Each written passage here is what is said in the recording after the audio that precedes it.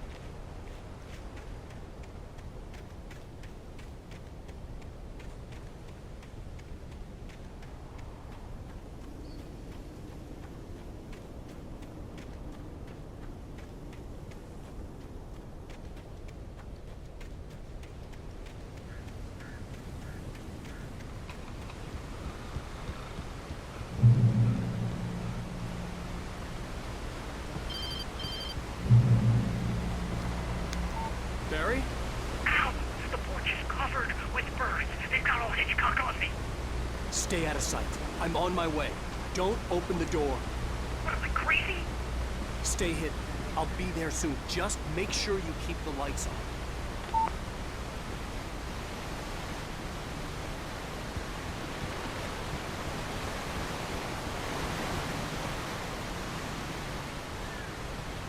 I still had to reach Barry at the cabin, but at least I was out of the woods.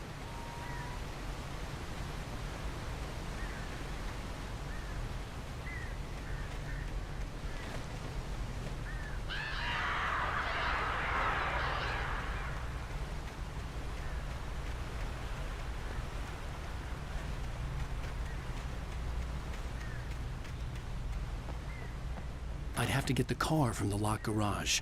It would get me back to Barry faster, and the headlights were a welcome bonus.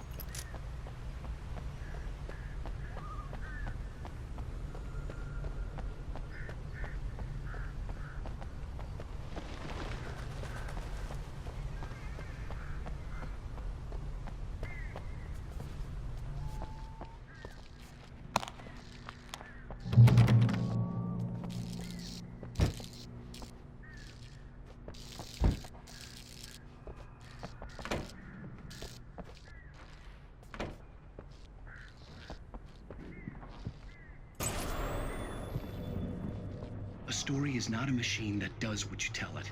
A story is a beast with a life of its own. You can create it, shape it, but as the story grows, it starts wanting things of its own. Change one thing and you set off a chain reaction of events that spreads through the whole thing. The characters have to be true to themselves. The events need to follow a logic that fits the story. A single flaw and the magic is gone.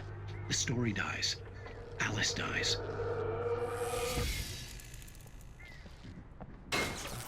You can all and yourself.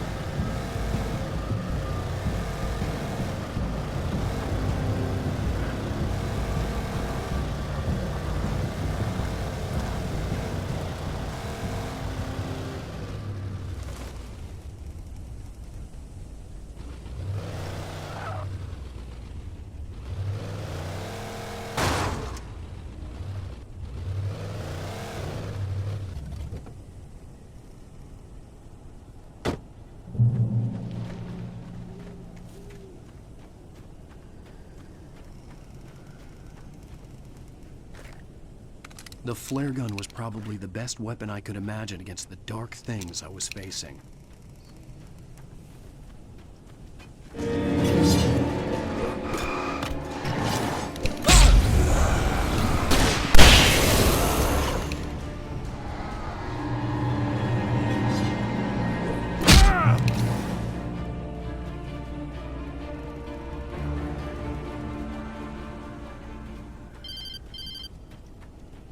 It was the kidnapper. You son of a bitch! Where's my wife? Enough horseplay, Wake. You deliver the manuscript, and you can have your woman back. Simple as that. I don't... Listen. I'm gonna need time to finish it. I still need to write the ending. I need... a week. It's not done. I need a week. 2 days. The old Bright Falls coal mine is nearby. You can find it easy, city boy. The main building, there at noon. You bring the manuscript, you'll get your wife. If not, well, get me? Yes, I get you.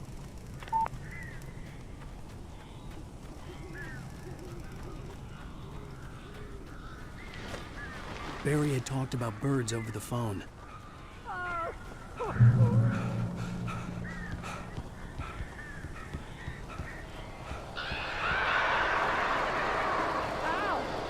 I am so glad you're here. A couple of them got in here before I blocked the chimney. This isn't normal. These birds are weird.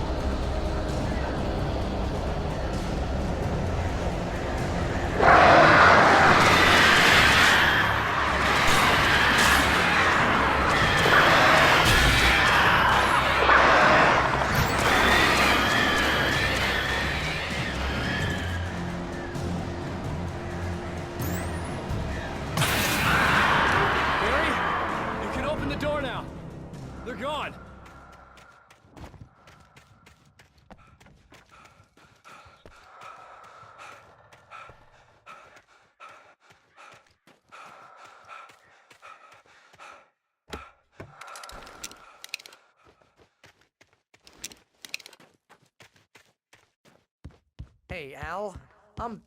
I'm sorry for thinking you were having a psychotic episode, man. I sent Barry to the town to ask around about a man fitting the kidnapper's description. He'd go through the archives of the local paper. Perhaps he could learn something. Anything about the island and the cabin that had disappeared. The man wanted a manuscript. I had to try to write him one to get Alice back.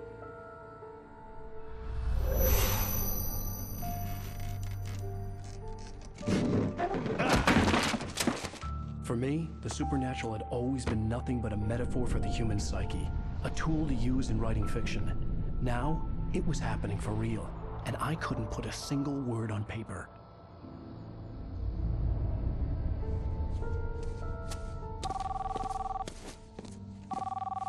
Barry Wheeler speaking. This is Rose. Rose? I found Mr. Wake's pages. Oh, you sweet, brilliant girl. Could you and Mr. Wake come get them? I live in the trailer park outside the town. We'll be there in less than an hour. I know. See you soon.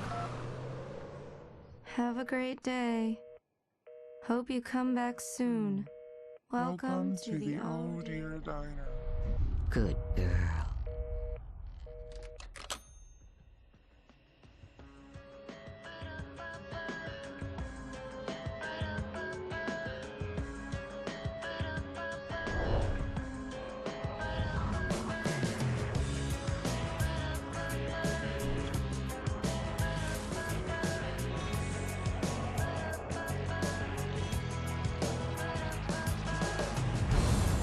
Come here. Pretty please, can you tell me where I am? You, won't you say something? I need to get my bearings.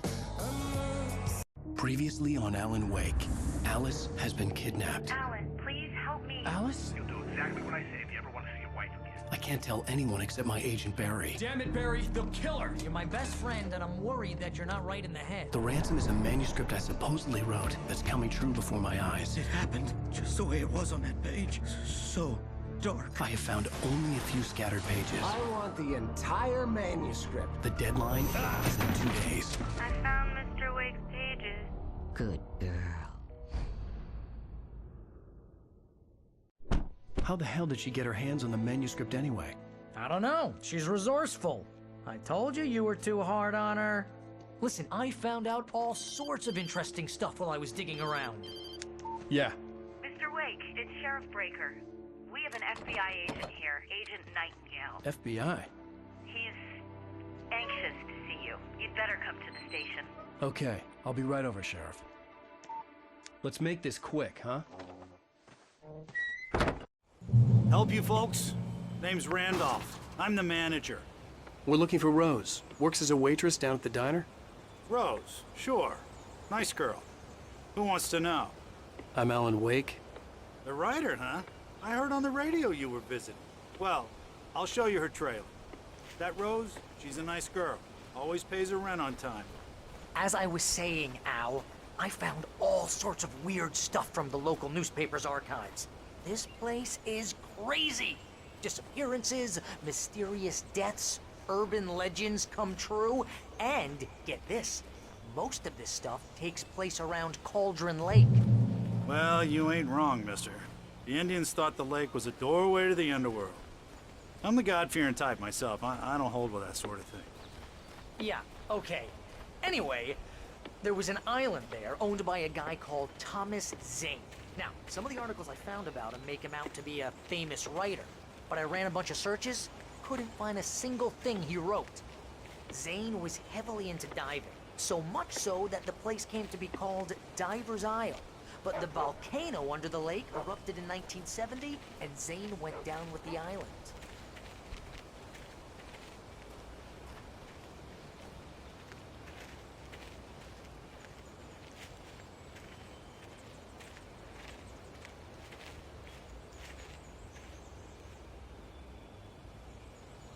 It gets better. A local girl, Barbara Jagger, drowned in Cauldron Lake just a week earlier. They were lovers. Sure, Jagger's a local spook story. The Scratching Hag comes for you in the dark. Childish stuff like that. Anyway, Al, I'm just getting to the best part. All of the articles about this stuff were written by Cynthia Weaver. I asked around, and she's that crazy bag lady you met. What, the lamp lady? She can be a little loopy, but she's not homeless or anything. Yeah, anyway, she knew both Jagger and Zane before they both died, and she had some kind of a breakdown.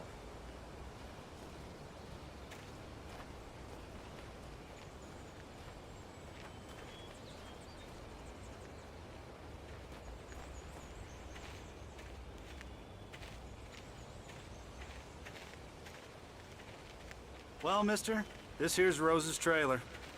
You mind me asking what you want with her? We're just here to talk to her, pal.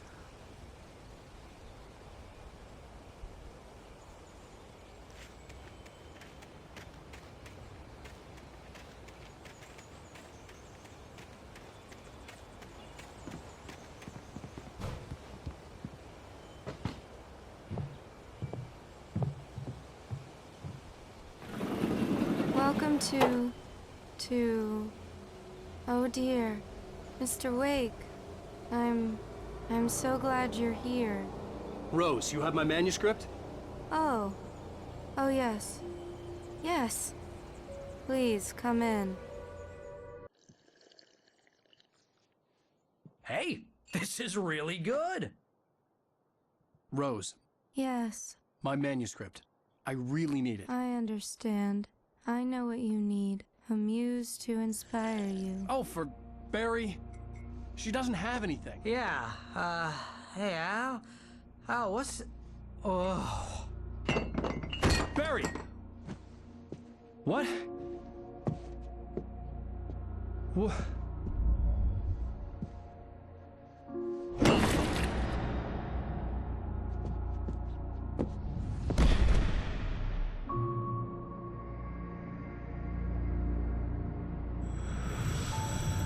It's coming for you, hiding in my barber's skin. I'm too weak to stop it. You must turn the lights on.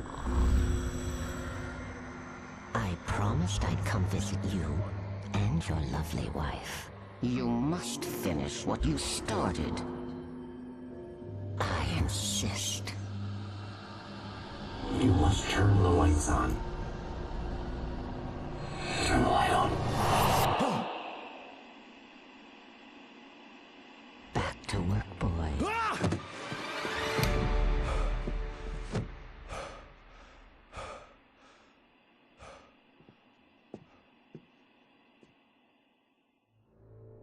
I felt nauseous, hungover. Only anger kept me going.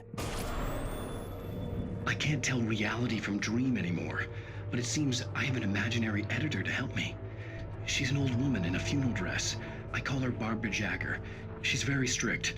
I'm writing faster and faster. My manuscript is being heavily revised. The edits are getting very aggressive, and each day there's less of me and more of her. I hate it, but I know she's right. She promises me I can save Alice this way. She knows more of this than I do. About the complex incantation I'm attempting. About this place. She's worked with another writer under similar circumstances, Thomas Zane. The genre of the story seems to be shifting. It's turning into a horror story. I'm getting close. I can feel it.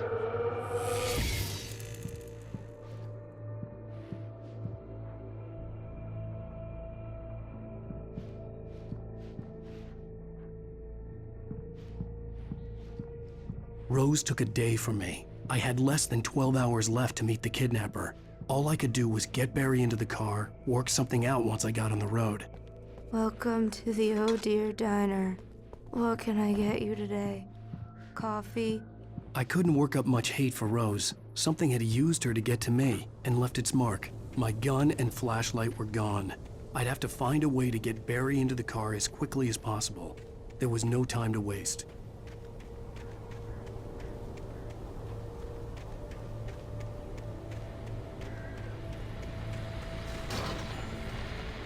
I just stepped outside to catch a breath of fresh air. Let me tell you, the weather's getting heavy. Nights like this make me especially glad I'm here talking to you and not.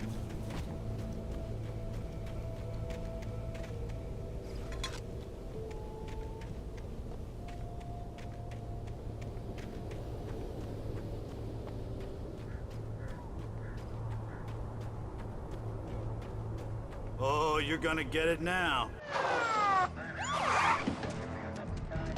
God knows what you've done to that poor girl. This is Agent Nightingale, FBI! Get him up, Hemingway! You're under arrest! You move a muscle, I'll unload right in your goddamn face! Stay right where you are, Slane!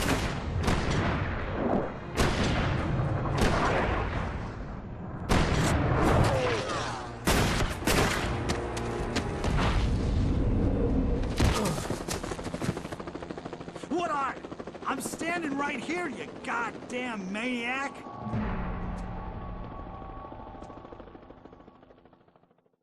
I hated to leave Barry behind, but there was no way I'd miss my appointment with the kidnapper.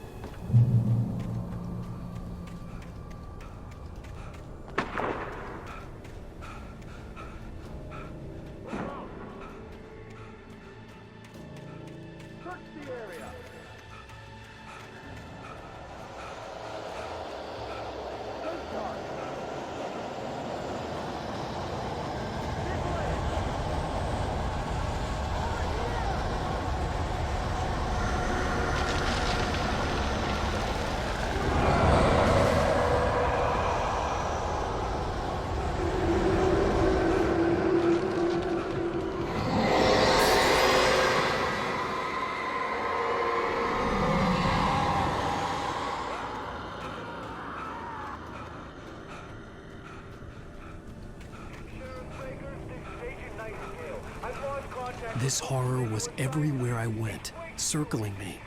The cops didn't stand a chance. They were after a writer, not a monster.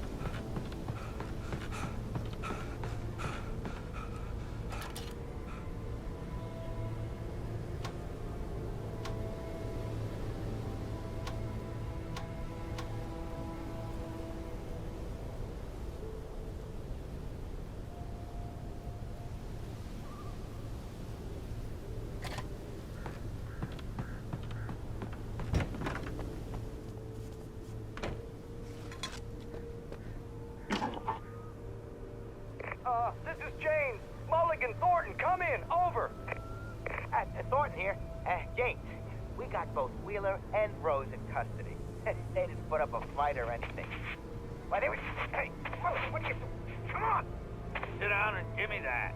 James, Mulligan here. Over. Go ahead, Mulligan. Over. We got Wheeler and Rose here. Wheeler's drunk or hopped up on something. Speaking of which, that Fed had a pretty distinctive whiff of Otis Scotch about him, if you know what I mean. Over. I don't have anything on that, Deputy Mulligan. Over. Well, whatever. Anyway, Rose is just being plain weird here. You better get Doc in and take a look at both. Over. Gotcha. You better get them here quickly. The, Fed's gonna want to interview Wheeler. Over. Oh, yeah, I'll bet he does. Looks like they have a lot in common. Mulligan out.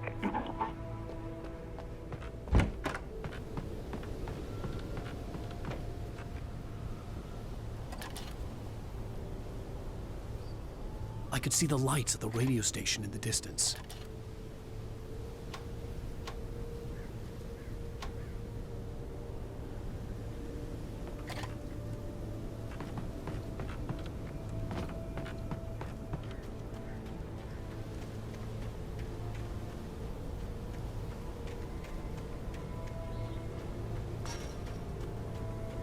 I imagined that the broadcast tower in the distance was part of the local radio station.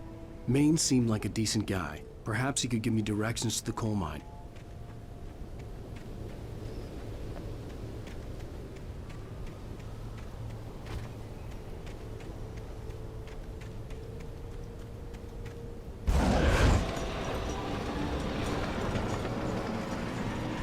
Unnatural shadows clung to the gate. The darkness that was after me was trying to stop me. I wouldn't get through without a light.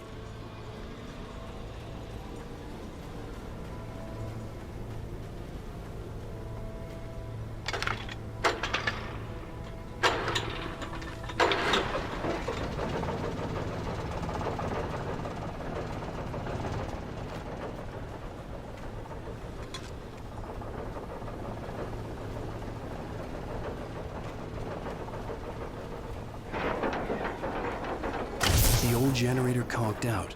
I'd have to see if I could fix it and try again.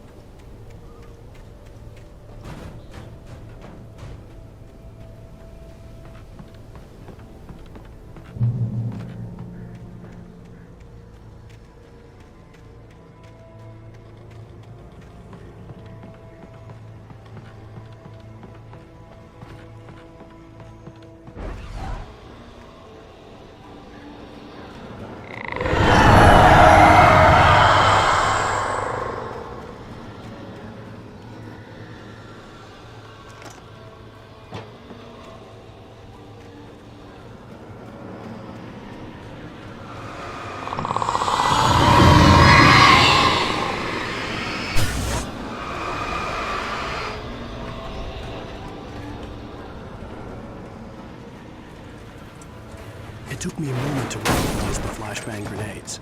They were an ideal weapon for my situation. Team 1, come in. Over. Team 1, this is Sheriff Breaker. Report. Over.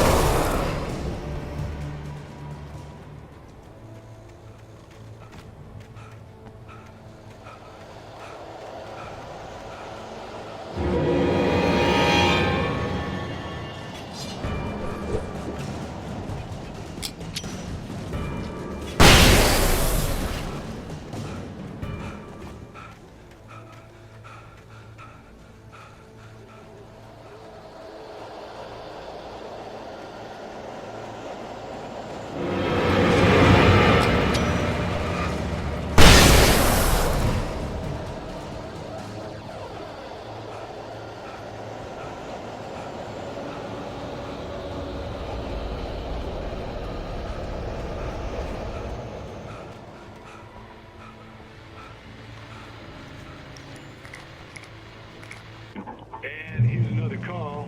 You're on KBF-FM with Pat Maine. It's Milt Peabody, Pat. What's on your mind, Milt?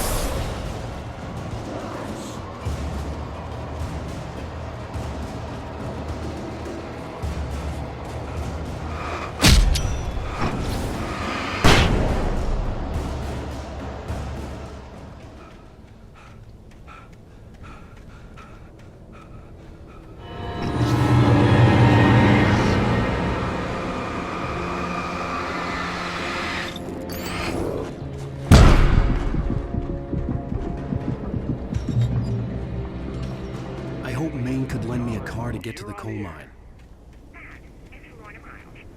Oh, why, hello, Lorna. What do you have for us?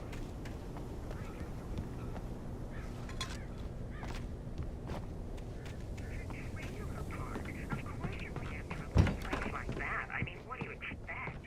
The sheriff should be helping us normal citizens instead of wasting resources on those people.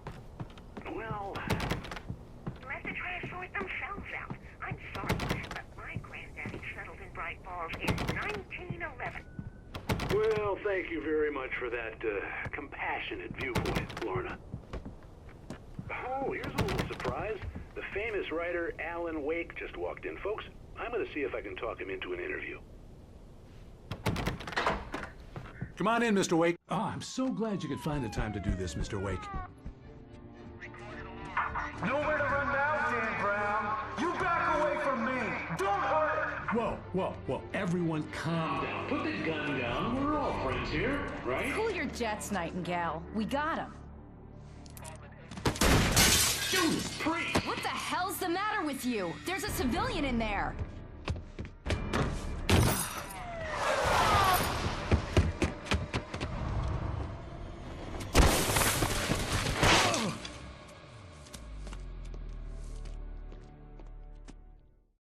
I'll get you, yeah, even if it kills me. You hear me? You hear me, H.P. Lovecraft? I had fallen off so many cliffs it was ridiculous. That's what you get for naming a book The Sudden Stop. It was probably good I hadn't had the chance to tell Maine where I was going.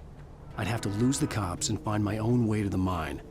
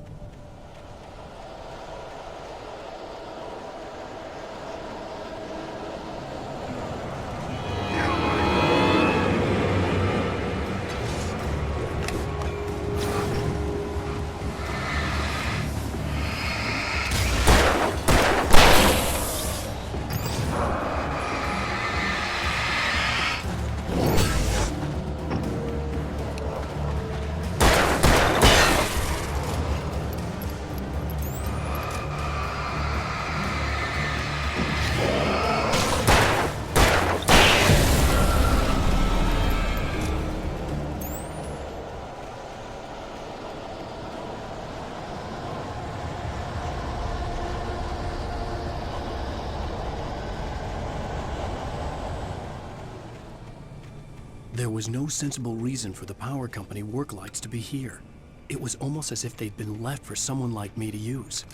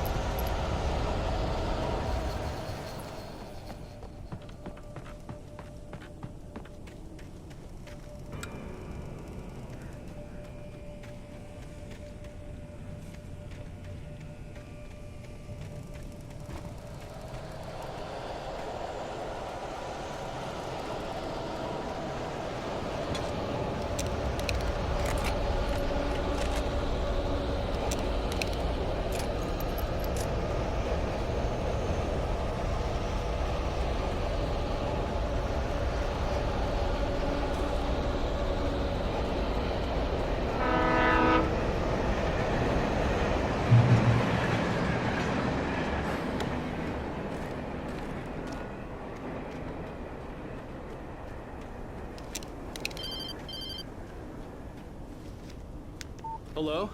The most stubborn man I've ever met. Alice? Alice? Alan. Alan.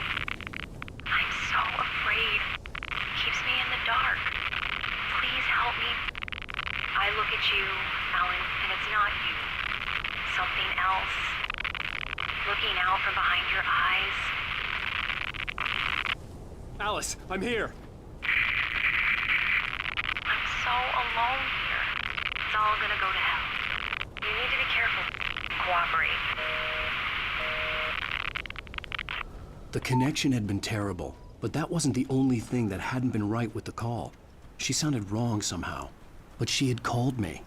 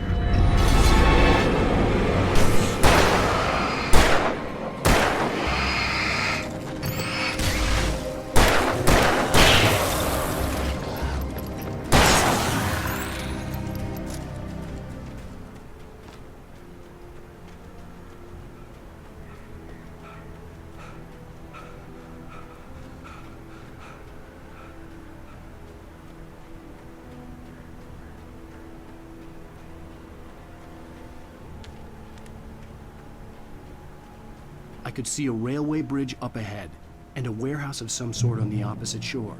I hoped I could find a car from there.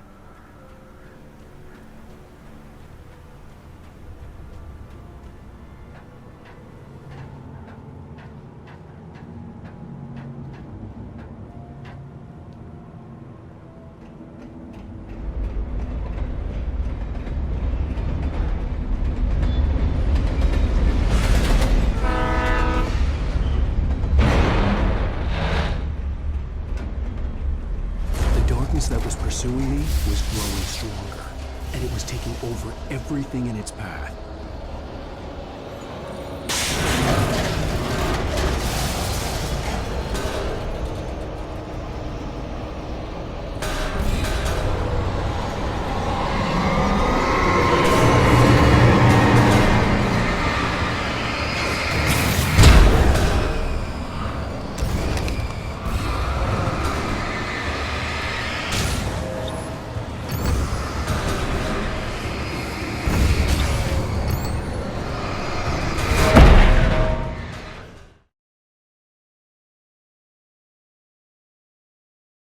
On the opposite shore. I hoped I could find a car from there.